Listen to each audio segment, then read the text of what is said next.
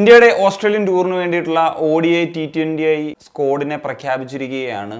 ചില അപ്രതീക്ഷിതമായിട്ടുള്ള സംഭവങ്ങളൊക്കെ നടന്നിട്ടുണ്ട്. ഒരു പക്ഷേ ഇതിനോടകം തന്നെ നിങ്ങൾ അറിഞ്ഞിട്ടുണ്ടാകും. അപ്പോൾ ഈ ഒരു സ്ക്വാഡിനെ പറ്റിയിട്ടൊക്കെ ഒന്ന് സംസാരിക്കുക എന്നുള്ളതാണ് ഈ ഒരു വീഡിയോയിലൂടെ ഉദ്ദേശിക്കുന്നത്. ODI ടീമിലാണ് പ്രധാനമായും ചില സർപ്രൈസിങ് ഫാക്ടേഴ്സ് വരുന്നത് എന്നുള്ളതാണ്. ടീമിൽ വന്ന മാറ്റങ്ങൾക്കപ്പുറത്തേക്ക് രോഹിത് ശർമ്മ, വിരാട് കോഹ്ലി എന്നീ താരങ്ങളിപ്പം തിരിച്ചെത്തുന്നു ഇൻ്റർനാഷണൽ ക്രിക്കറ്റിലേക്ക് എന്ന് പറയുന്നൊരു സംഭവം എല്ലാവരും സെലിബ്രേറ്റ് ചെയ്യുന്ന ഫാക്ടറാണ്. പക്ഷേ രോഹിത് ശർമ്മ എന്ന് പറയുന്ന നിലവിലത്തെ ODI ക്യാപ്റ്റൻ്റെ ക്യാപ്റ്റൻസി തെറിക്കുന്നു എന്നുള്ളതാണ് ഇതിൽ ഏറ്റവും വലിയൊരു പ്രത്യേകതയായിട്ട് പറയേണ്ടത്. ശുഭ്മാൻ ഗില്ല് ടെസ്റ്റ് ക്യാപ്റ്റനാണ്. അദ്ദേഹം ഇനി ODI ക്യാപ്റ്റൻസി കൂടി ഏറ്റെടുക്കുന്ന ഒരു സാഹചര്യത്തിലേക്ക് വരും. ICC ചാമ്പ്യൻസ് ട്രോഫിയിൽ നിന്ന് പ്രധാനമായിട്ടും 5 ചേഞ്ചസ് ആണ്. അതിലിപ്പം UAE-യിലായിരുന്നു ചാമ്പ്യൻസ് ട്രോഫി കളിച്ചിരുന്നത്. അവിടെ നിന്ന് ഓസ്ട്രേലിയക്ക് വരുമ്പോഴത്തേക്കും സ്പിന്നേഴ്സിൻ്റെ എണ്ണത്തിലൊക്കെ ചെറിയ മാറ്റങ്ങൾ സംഭവിക്കും. അത് ഒബ്വിയസ് ആയിട്ടുള്ള കാര്യമാണ്. അതാണ് പ്രധാനമായിട്ട് സംഭവിച്ചിരിക്കുന്നത്. എന്താണെങ്കിലും നമുക്ക് ഈ ഒരു സ്ക്വാഡിലേക്ക് വരുന്ന സമയത്ത് ഇപ്പം ബാറ്റേഴ്സിൻ്റെ നിലയിലേക്ക് വരുന്ന സമയത്ത് ഉൾപ്പെടുത്തിയിരിക്കുന്ന താരങ്ങൾ ശുഭ്മാൻ ഗില്ല്, രോഹിത് ശർമ്മ, വിരാട് കോഹ്ലി, ശ്രേയസ് അയ്യർ ആൻഡ് യശസ്വി ജയ്സ്വാൾ എന്നീ താരങ്ങളാണ്. ഇതിൽ ജയ്സ്വാളാണ് ഒരു ആഡ് ഓൺ പ്ലെയർ എന്ന നിലയിൽ വരുന്നത്. ഒപ്പം വിക്കറ്റ് കീപ്പേഴ്സ് എന്ന നിലയിൽ കൂടി പറയാം, നമുക്ക് KL രാഹുൽ ആൻഡ് ധ്രുവ് ജുറൽ എന്നിവരുണ്ട്.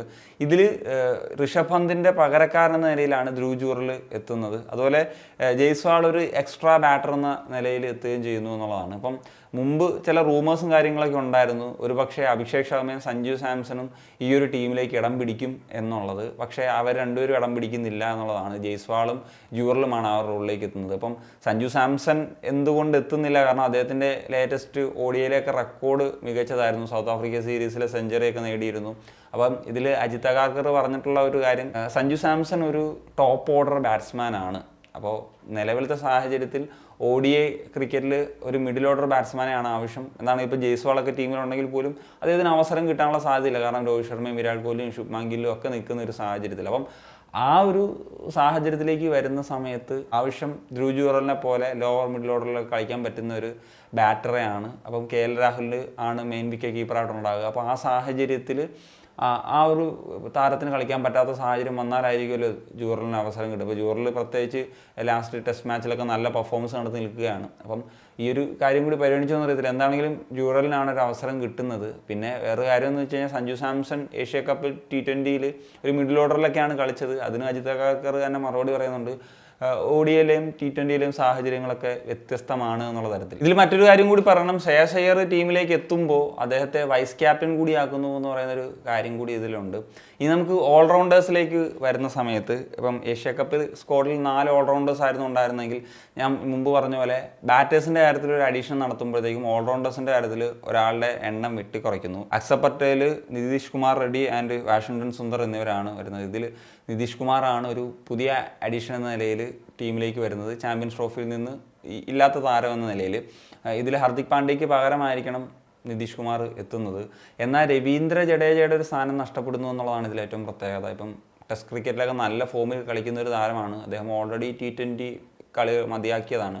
ആ സാഹചര്യത്തിൽ ODIയിലെ ടീമിൽ ഉൾപ്പെടുത്താത്തൊരു സാഹചര്യത്തിലേക്ക് പോകുന്നു. ഇതധികം ചർച്ച ചെയ്യപ്പെടാത്ത ഒരു വിഷയം കൂടിയാണ് എനിക്ക് തോന്നുന്നു. കാരണം ഇപ്പം എല്ലാവരും ഇപ്പം ക്യാപ്റ്റൻസി രോഹിത് ശർമ്മയുടെ നഷ്ടപ്പെടുത്തി ഇങ്ങനെയൊക്കെയുള്ള കാര്യങ്ങളാണ് കൂടുതൽ ഡിസ്കസ് ചെയ്യപ്പെടുന്നത്. പക്ഷേ രവീന്ദ്ര ജഡേജയെ ഈ ഒരു ടീമിൽ നിന്ന് ഒഴിവാക്കിയ ഒരു ഫാക്ടർ കൂടി ഇതിൻ്റെ ഇടയിൽ കൂടെ നടന്നിട്ടുണ്ട്. ബോളേഴ്സിലേക്ക് വരുമ്പോഴത്തേക്കും ചാമ്പ്യൻസ് ട്രോഫി 2 സ്പിന്നേഴ്സ് ഉണ്ടായിരുന്നു, കുൽദീപും വരുൺ ചക്രവർത്തിയും. അപ്പം വരുൺ ചക്രവർത്തിയെ ഒഴിവാക്കുന്നു. ബാക്കിയെല്ലാം വലിയ ചേഞ്ചസ് ഇല്ല. മുഹമ്മദ് ഷമി ഉൾപ്പെടുന്നില്ല എന്നുള്ളതാണ്. അപ്പോൾ മുഹമ്മദ് ഷമിയുടെ കാര്യത്തിലേക്ക് വരുന്ന സമയത്ത് അദ്ദേഹത്തിനൊരു ഇഞ്ചുറിയാണ്. അപ്പം ഫിറ്റ്നസ് കൺസേൺസ് ഒക്കെ കൊണ്ടാണ് ഒഴിവാക്കിയത് എന്നുള്ളതാണ് മനസ്സിലാക്കാൻ സാധിക്കുന്നത്. പിന്നെ ബുംറ ചാമ്പ്യൻസ് ട്രോഫിയിലും കളിച്ചിരുന്നില്ലല്ലോ ഇഞ്ചുറി പ്രശ്നങ്ങളൊക്കെ കാരണം. അപ്പം അദ്ദേഹത്തിന് ഈ ഒരു ODI സീരീസിൽ റെസ്റ്റ് കൊടുത്തിരിക്കുകയാണ്. 3 ODI മത്സരങ്ങളാണല്ലോ കളിക്കേണ്ടത്, 5 എണ്ണമാണ് T20 ആയിട്ടുള്ളത്. അപ്പം ഈ ഒരു 3 മത്സരങ്ങൾ കളിപ്പിക്കേണ്ട എന്ന തീരുമാനത്തിലായിരിക്കണം ബുംറയ്ക്ക് റെസ്റ്റ് കൊടുക്കുന്ന ഒരു സാഹചര്യം വരുന്നത്. എന്താണെങ്കിലും ഫാസ്റ്റ് ബോളേഴ്സ് എന്ന നിലയിൽ ഉൾപ്പെടുത്തുന്നത് ഹർഷിത് റാണ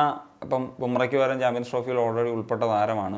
അതുപോലെ അർഷദീപും ഓൾറെഡി ഉണ്ടായ താരമാണ്. അപ്പം വരുൺ ചക്രവർത്തിക്ക് പകരം നമുക്ക് വേണമെങ്കിൽ പറയാവുന്നത് പ്രസീദ് കൃഷ്ണയെ ഉൾപ്പെടുത്തി എന്നുള്ളതാണ്. അതുപോലെ മുഹമ്മദ് ഷമിക്ക് പകരം മുഹമ്മദ് സിറാജിനെ ഒരു ഉൾപ്പെടുത്തിയൊരു സാഹചര്യമാണുള്ളത്. പിന്നെ കുൽദീപ് യാദവാണ് ഏക സ്പെഷ്യലിസ്റ്റ് സ്പിന്നർ എന്ന നിലയിൽ ഈ ഒരു ടീമിലുള്ളത്. എന്താണെങ്കിലും ഹർഷദ് പട്ടേലും വാഷിംഗ്ടൺ സുന്ദറും ഒക്കെ ഒരു ഓൾറൗണ്ടേഴ്സ് എന്ന നിലയിൽ സ്പിന്നേഴ്സ് എന്ന നിലയിൽ ടീമിലുണ്ട്. അപ്പം സ്പെഷ്യലിസ്റ്റ് സ്പിന്നർ എന്ന നിലയിൽ ഇപ്പം ഓസ്ട്രേലിയയുടെ സാഹചര്യം കൂടിയൊക്കെ മനസ്സിലാക്കിയിട്ടായിരിക്കണം കുൽദീപിനെ മാത്രം ഉൾപ്പെടുത്തിയത്. ഇനി ഈ ഒരു സ്ക്വാഡിൻ്റെ ഒരു പൊട്ടൻഷ്യൽ ആയിട്ടുള്ള ഒരു 11 പരിശോധിക്കുന്ന സമയത്ത് ഓപ്പണേഴ്സ് എന്ന നിലയിൽ രോഹിത് ശർമ്മ ആൻഡ് ശുഭ്മാൻ ഗിൽ, ഒരു വൺ ഡൗൺ പ്ലെയർ എന്ന നിലയിൽ വിരാട് കോഹ്ലി, അതിന് താഴെ ശ്രേയസ് അയ്യർ, പിന്നെ KL Rahul, Axar Patel, Washington Sundar or Nitish Kumar, ഇവരിലെ ഒരാളെയാണ് ഒരു സാഹചര്യം അനുസരിച്ചായിരിക്കും ഉപയോഗിക്കുക എന്നുള്ളതാണ് പ്രതീക്ഷിക്കുന്നത്. പിന്നെ ബോളേഴ്സ് എന്ന നിലയിൽ അർഷദീപ്, മുഹമ്മദ് സിറാജ്, പ്രസീദ് കൃഷ്ണ, അതിൻ്റെ ഏക സ്പിന്നർ എന്ന നിലയിൽ കുൽദീപ് യാദവിനെയുമായിരിക്കും ഉൾപ്പെടുത്തുന്നുണ്ടാകും. ഇനി T20 സ്ക്വാഡിലേക്ക് വരുന്ന സമയത്ത്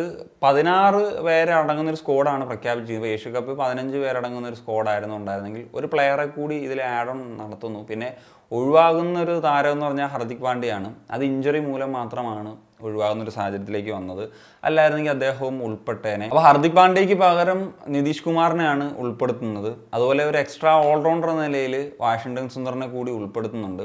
അപ്പോൾ അതാണൊരു പ്രധാനപ്പെട്ട ഒരു ചേഞ്ച് ആയിട്ട് പറയാനുള്ളത്. എന്താണെങ്കിലും UAE ഏഷ്യൻ കപ്പിൽ നിന്ന് വരുന്ന സമയത്ത് ചില മാറ്റങ്ങൾ എന്താണെങ്കിലും പ്രതീക്ഷിക്കാം ഒരു 11ലേക്കൊക്കെ വരുന്ന സമയത്ത്. ഇപ്പോൾ ഒരു പൊട്ടൻഷ്യൽ 11 നോക്കുന്ന സമയത്ത് ഓപ്പണേഴ്സ് എന്ന നിലയിൽ അഭിഷേക് ശർമ്മയും ശുഭ്മാൻ ഗില്ലും തന്നെ, പിന്നീട് തിലക് വർമ്മ, സൂര്യകുമാർ യാദവ്, സഞ്ജു സാംസൺ, പിന്നീട് 6ാം നിലയിൽ ദൂബെയും, പിന്നെ അക്സർ പട്ടേലിനെയാണ് പ്രതീക്ഷിക്കുന്നത്. പിന്നീട് ബോളേഴ്സിനെ ഉൾപ്പെടുത്താനാണ് ഒരു സാധ്യത. അതിൽ ഫാസ്റ്റ് ബോളേഴ്സ്, ഇപ്പം അർഷദീപ്, ബുംറ എന്നീ താരങ്ങളെ ആയിരിക്കും ഒരു ഫാസ്റ്റ് ബോളേഴ്സ് എന്ന നിലയിൽ. അതുപോലെ വരുൺ ചക്രവർത്തിയും കുൽദീപ് യാദവിനെയും ഒന്നിച്ച് കളിപ്പിച്ചേക്കും. ഇനി ഇതിലൊരു പക്ഷേ കൂടുതൽ ഫാസ്റ്റ് ബോളേഴ്സിനെ കളിപ്പിക്കാമെന്ന് പറയുന്ന ഒരു തീരുമാനത്തിലേക്ക് പോയാൽ ഇനി അക്സർ പട്ടേലിനെ ഒഴിവാക്കുമോ, അതിനുള്ള സാധ്യതകൾ കുറവാണ്, എങ്കിലും പറഞ്ഞതാണ്. പിന്നെ ഓൾറെഡി ഇപ്പം ശിവൻ ദൂബെയും ഏഷ്യ കപ്പിൽ ഒരു ബോളർ എന്ന നിലയിൽ കൂടി തിളങ്ങി നിൽക്കുന്ന ഒരു സാഹചര്യമുണ്ട്. ഇപ്പം ഓപ്പണിംഗ് സ്പെല്ല് വരെ കയറിയ സാഹചര്യമുണ്ട്. അങ്ങനെ വരുമ്പോഴും 3 ഫാസ്റ്റ് ബോളേഴ്സ് എന്ന് പറയുന്നൊരു സാഹചര്യം അവിടെ നിലനിൽക്കുന്നു. അപ്പോൾ ദാറ്റ്സ് ഇറ്റ് ഗെയ്സ്. അപ്പോൾ ഇത്രയൊക്കെയാണ് പറയാനുള്ളത്. അപ്പം നിങ്ങളുടെ ഒപ്പീനിയൻസ് എന്താണ് ഈ ഒരു സ്കോഡിനെ പറ്റി? തീർച്ചയായിട്ടും കമ്പോസ് ചെയ്യാൻ.